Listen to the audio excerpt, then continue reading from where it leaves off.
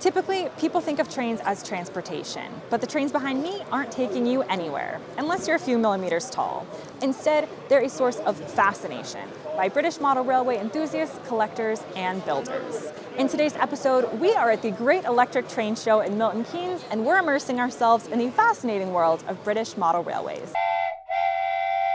Seeing as how I know nothing about model railways, we're going to need a conductor for this experience.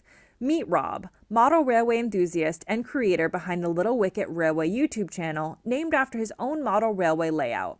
He's agreed to fill us in on the behind the scenes of the model railway world to get us up to speed. This is the Great Electric Train Show, and it's run by a company called Key Model World and Hornby Magazine, and it's one of the largest model railway exhibitions in the country. So today, thousands of people are going to be coming here to look at all the retailers, all the exhibition layouts, and to meet some of the manufacturers who will have some exclusive new releases, so that's what everyone will be excited about. I'm a little bit overwhelmed. Give me like the very basics. We know nothing. This is the perfect place to start, yes, and we've got early access, so we've got about an hour. So what is we will happening? bring you up to speed, and by the time the crowds get here, you will We need to know a little something so perfectly. we can, yes, okay. Before we fully hop on board with Rob in the present day, let's rewind time a little bit to learn how this all got started. The story of model railways in the UK begins in the mid-19th century. Inspired by the rapid expansion of real railways, enthusiasts began constructing miniature trains as early as the 1840s. These early models were often handmade, expensive, and usually powered by clockwork mechanisms. The emphasis at this time was on realistic detail and luxury, making them more of a novelty for the wealthy. As the 20th century rolled in, model trains became more accessible to the general public. English companies played a crucial role in standardizing model scales. This was a turning point. Suddenly, model railways weren't just toys, but detailed replicas with accurate scaling and operating systems. World War II brought about restrictions on manufacturing materials, but the post-war period saw a boom in model railway production. Hornby, launched in 1938 by Meccano, became an iconic brand. They mass-produced affordable models, capturing the imagination of families and hobbyists across the UK. In the 1960s, the advent of plastic manufacturing made model railways even more affordable, broadening their appeal. As technology advanced, so did model railways. By the 1980s, digital control systems emerged, and the companies began embracing digital advancements, creating intricate sound systems and fine-tuned controls that we'll learn about later. Today, model railway enthusiasts can recreate entire landscapes with intricate scenery and realistic operations, blending history with modern technology. Back in the Marshall Arena, Rob and I head over to one of the retailer booths, Tony's Trains, to say hi to Tony and learn more about one of the most important aspects of model trains, gauge and scale. He has a range of locomotives from the N scale, which are these small ones down here. That's so N as in the letter size. N? Yes. Don't ask me why it's called N. To Google that. 9 millimeter track. 9, there we go. Okay. Talk to Tony. Tony knows what's up. Yes. So they're like the smaller ones. Okay. And it does go smaller than that, because there's things like Z gauge. Is this like a standard? Yeah, okay. It's very popular. To keep it simple, gauge refers to the distance between the rails on the model railway track. Scale refers to the physical size of the model in relation to the real world, so 1 to 87 or 1 to 120 as an example. While some people do tend to use the terms scale and gauge interchangeably, for instance, you might hear N scale or N gauge, they are different. You can actually run trains of different scales on the same track if they share the same gauge. Different sizes exist to give hobbyists options. Larger scales need more room than many people have, and in fact, as people had less space in their houses over time, smaller scales continued to be developed. Yeah, so 00 again is very popular. In America, HO is the scale that people are really into. We won't get too in the weeds with this one, but you should know that 00 gauge is the most popular one used in the UK, while HO is the most popular in the USA. And before we move on to other things, Rob drops a little bit of an industry secret. HO is actually technically better. What he's referring to is the accuracy of the scale. With HO, the scale of the track matches the scale of the locomotive. With 00, it's a little bit off, but there's a fascinating reason for it. British locomotives in real life tend to be smaller than what's used in other parts of the world. Rob explains what happened from there. When they shrunk the O gauge down to 00, they didn't have the technology to fit the motor into a scaled down locomotive, to make the locomotives larger than the scale of the track. It's something that we're all frustrated about in the hobby, but no one talks about. And why is this scale still the most popular in the UK? Easy. People are used to it, and far too many trains have been sold at this point to make the change or to stop manufacturing 00. It's one of the fascinating quirks of British model railways. Now let's take a break from the numbers and meet one of the world's most enthusiastic model railway builders, Pete Waterman. Yes, that Pete Waterman. If you're British, you recognize the name. He's an extremely talented and successful music producer and songwriter, having been involved in at least 22 UK #1 singles. He's worked with everyone from Paul McCartney to Kylie Minogue, but he's not here today to talk about music. He's here because of his other love, trains. His Making Tracks 4 layout, in conjunction with the rail nuts, is on display today at the Great Electric Train Show. Pete, being the incredibly down-to-earth guy that he is, has agreed to talk to me, but before we talk about the layout, he gives us an insight into what this hobby means to him and so many others. What model railways do is they use every skill factor, because you've got to be an electrician, a woodworker, a metal worker, a mathematician. You've got to be an artist to be able to see, where things are composite. It's an immersive hobby. Once you start, you're either in or you're out. You either love it or you don't. It definitely seems like that. Yeah, it does. So you look at a building like these blocks of flats. Yeah. They will take you a fortnight to build. Okay. Now, they're only kits and they go together. Concentration needed to do 2 weeks' work is a lot, Sure. But for me, the one thing that this does, particularly if you've got a lot of mental health problems, this is a really good hobby for that. So you get a lot of guys sort of find that when we come to this, you're so involved that it actually works for you. You can take yourself out and you're not a problem because you're with other people that are as crazy about detail as you are. Amazing. And people aren't just crazy about detail, but about the latest releases from the retailers and manufacturers. Rob walks me around the show and explains the other reasons hobbyists come to shows like this one. It's not all about appreciating the layouts and going home empty-handed. So at the start of the show, people will be desperate to get in. So you saw people were already outside at like 8 a.m, an hour and a half before. That's because they want to get in here, see get the bargains. So retailers will have special offers on, so they'll want to get in early. People will be spending a huge amount of money here. Right. And then you also have manufacturers here. And so these are the guys that actually make the trains. Right. We'll come across some of those in a bit. Okay. But they will use things like shows like this to launch new products and generate some hype around all their new technology or new designs. Okay, and the biggest company is Hornby. Hornby in this country is the biggest name. I think most people in the UK will be familiar with Hornby. It's probably, most people have like a Hornby train set somewhere in their loft from when they were a kid. But while Hornby is the most well-known name, plenty of other manufacturers are getting involved and pushing the hobby forward with innovation and new perspectives on what's possible. I'll show you they're not brand new, but they're one of the newer manufacturers who are producing some really high quality models. So this is a Cura scale. These guys are really pushing the hobby forward at the moment with the amount of technology they're managing to pack into their trains. So back in the day, it was literally a motor and a chassis and it would go around the track. Right. These guys can now put in, they're all digitally controlled, they've all got sound, they've got like moving fans sometimes. Not these guys, other people have managed to put steam into them. So they've really upped the level of what? They've got lighting, internal lights. Some of them have detectors where they go around the corners, they will automatically make the wheels squeal as if they're hitting against the rail.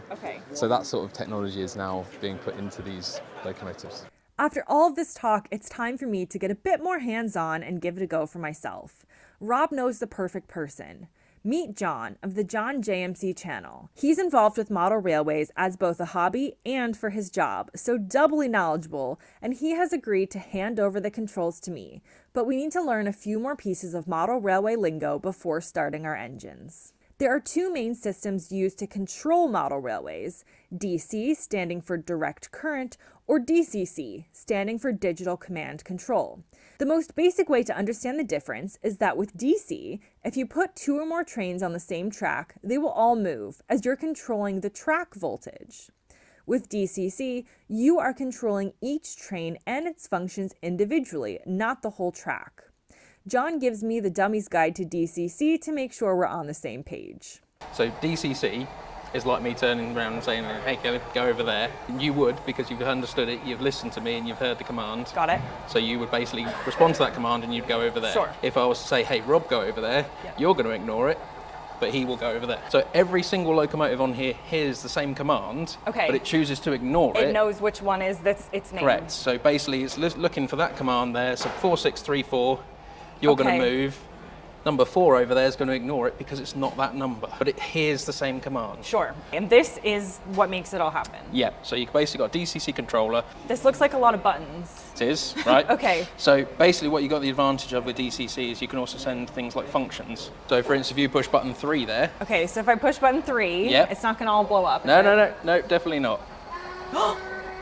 Okay, might so blow a 3 whistle, but is the sound for this particular train.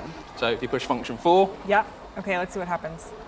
It's a different whistle. A different whistle, okay. Yeah. And how do I make it go? Right, so first things first, what we can do is we can basically use the engine start, so activate it by pushing button number 1. Okay. Yep. And then we can also turn the little light on that as well. So that's basically the loco that I've done a lot of work to. Okay. So they don't come with sound or anything like that, but I've basically got sound, lights, stay alive, because all that that's kind of way stuff. more fun. It's I love pulling them apart. Yeah, it's literally like 100%. they're usually not on my bench for more than half an hour before they're in bits. So yeah. Right. So if you push button 0. Okay, 0's our light. Yep. So your little light on the front there. Okay. And then number 3, that's your horn on this one. Okay. And then if you turn the dial there. Okay, just a bit. Yep. Goes up to 28. This is how I drive really slow. You're fine. You're absolutely fine. Don't worry. Even if you whack that up to 28. Yeah. So go on, do it now. Right. So that's full throttle. Yeah, but what about that train? That just keeps going. Oh, it goes on. That just keeps going. It knows. Okay. So that's basically going to accelerate up to speed. So quickly drop that to 0 now. And then like your car, it's going to coast until you push the brake pedal. Okay. So button number 2, push and hold. So it's like driving an automatic car, basically. Which is what I do because I can't drive a manual. Right, no problem. I got an automatic car as well, so it's fine. It's lazy boy mode. So you could turn on every single train. Yep. And the layouts, I'm assuming, are built so that there's not, are they going to ever They can do if you collide? If you change switches and you change tracks and all that sort of stuff. There is a possibility. Yes. Okay. So that's part of the layout that you're building. Is I mean that's I suppose that's the fun thing with DCC. You can literally get 2 locomotives and going towards each other. Yeah. Speaking of layouts, model railways aren't necessarily known for being compact, though of course you can get small layouts. But I wondered, where in the world do you put them?